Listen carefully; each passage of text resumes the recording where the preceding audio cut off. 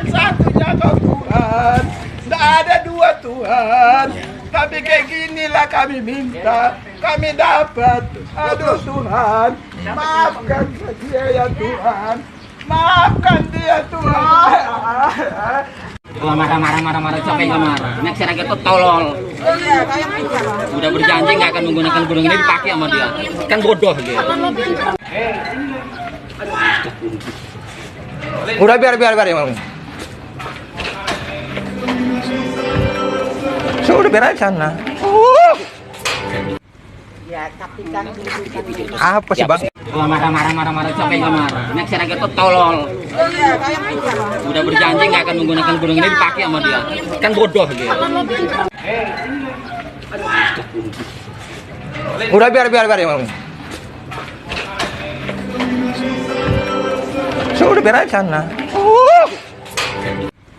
ya, tapi kan Apa sih Bang?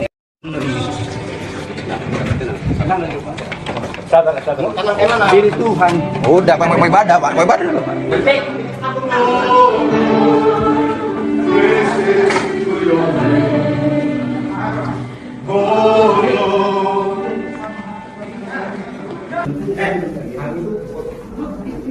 Konstitusi tidak boleh kalah dengan kesepakatan. Ada rapat FKUB misalnya, sepakat tidak memperbolehkan membangun tempat ibadah. Hati-hati loh, konstitusi kita hati-hati menjamin itu. Ada peraturan wali kota atau ada instruksi bupati. Hati-hati, kita semua harus tahu masalah ini.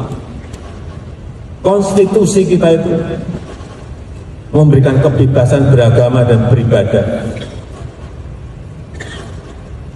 Meskipun hanya 1, 2, 3 kota atau kabupaten, tapi hati-hati mengenai ini. Karena saya lihat masih terjadi. Dan saya berpikir sesusah itukah orang yang akan beribadah. Assalamualaikum warahmatullahi wabarakatuh. Sungguh sangat disayangkan, sekaligus memalukan sekali. Kembali terjadi gangguan dan larangan ibadah terhadap umat Kristiani yang hendak beribadah di gereja. Ini kembali terjadi terhadap jemaat Gereja Protestan Injili Nusantara GPIN Philadelphia yang berlokasi di Kelurahan Waikandis, Kecamatan Tanjung Senang, Kota Bandar Lampung. Tidak ada satupun diktum di dalam Al-Quran maupun hadis yang melarang umat beragama lain beribadah. Dan tidak ada satupun diktumnya dalam Al-Quran dan hadis yang melarang umat beragama lain untuk mendirikan rumah ibadah. Cobalah kita timbang perasaan. Kita bebas bangun masjid di mana-mana. Kita juga bebas pengajian di rumah-rumah. Kapanpun rumah kita bisa kita gunakan untuk pengajian. Ada majelis taklim rutinan dan lain sebagainya. Betapa banyak di Bandar Lampung ini dan seantero Indonesia, rumah-rumah dijadikan majelis buat pengajian tanpa izin. Jojong-jojong saja, jalan-jalan saja, tidak jadi masalah. Coba kita timbang perasaan. Kita merujuk ke Al-Quran misalnya. Allah Subhanahu wa ta'ala telah berfirman, lakum dinukum waliyadin. Ada porsi kebebasan untuk kalian amalkan agama kalian, bebas, kita nggak ngeganggu agama apapun. Waliyadin, untuk saya agama saya. Sudah ada jelas diktumnya. Kalau berpikir coba, dari 1529 masjid dan musola yang ada di Kota Bandar Lampung, kira-kira berapa persen yang punya IMB, izin mendirikan bangunan? Coba saya tanya, kira-kira berapa persen? Alangkah banyak masjid di Indonesia ini berdiri tanpa izin. Banyak sekali. Bahkan di Indonesia ini jumlah masjid sebanyak sedunia internasional.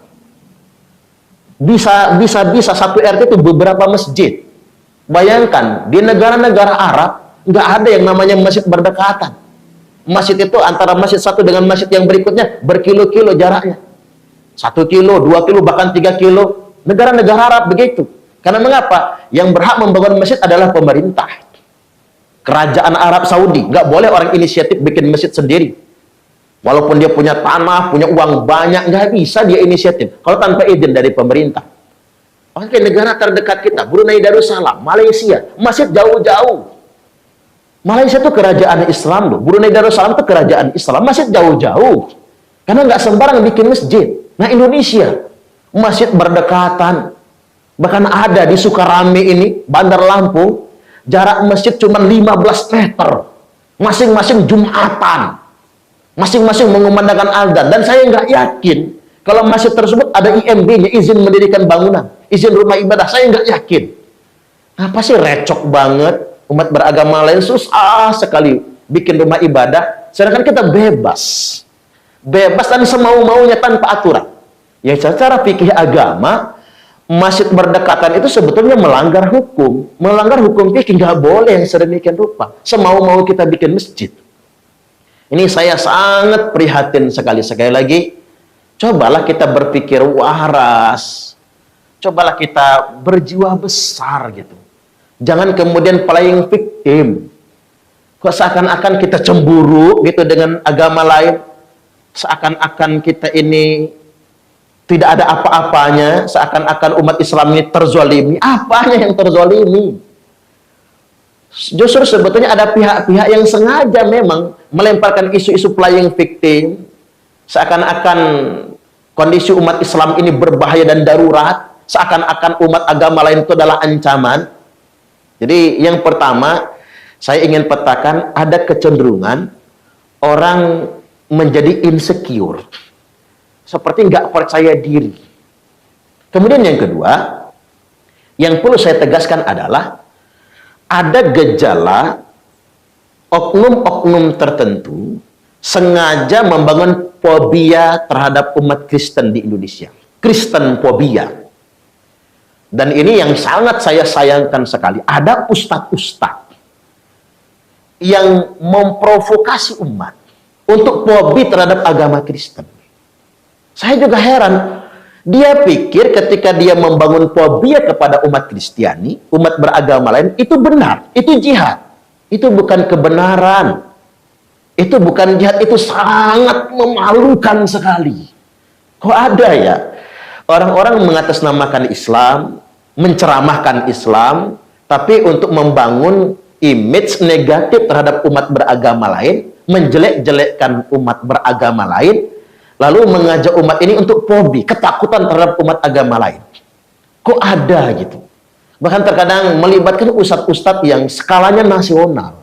Ini sangat memprihatinkan sekali. Itu bukan Islam yang sesungguhnya. Islam yang sesungguhnya, Islam yang rahmatan lil alamin. Makanya saya masih terngiang-ngiang dengan perkataan Mbah Wali Gusdur. Beliau dawuh bahwasanya orang yang merasa masih terganggu dengan eksistensi gereja, berarti imannya masih lemah. Mestinya kata Gus Dur, yang kita khawatirkan itu bukan rumah ibadah umat beragama lain. Yang kita takutkan itu adalah tempat maksiat. Kalau rumah kita samping gereja, ya baik-baik saja. Orang yang datang ke gereja itu sedang memuji Tuhan. Nah, sedangkan kalau rumah kita di samping diskotik, dikhawatirkan kita pengen mampir ke sana, atau anak kita pengen jajal ke sana. Benar apa yang dikatakan Gus Dur. Orang yang masih terganggu dengan eksistensi rumah ibadah agama lain, berarti imannya masih lemah. Iya, Ustadz Kiai Haji Suparman Abdul Karim, menurut saya beliau adalah seorang yang nasionalis, berbeda dengan Abdul Somad yang sangat fanatik sekali dan sangat benci dengan agama Kristen ya. Apalagi kalau jumpa salib dia pasti sudah ketakutan sekali. Iya. Jadi apa yang disampaikan oleh Pak Ustadz Suparman tadi, menurut saya itu adalah sebuah pemahaman yang sangat luar biasa baik. Dan ini patut kita apresiasi.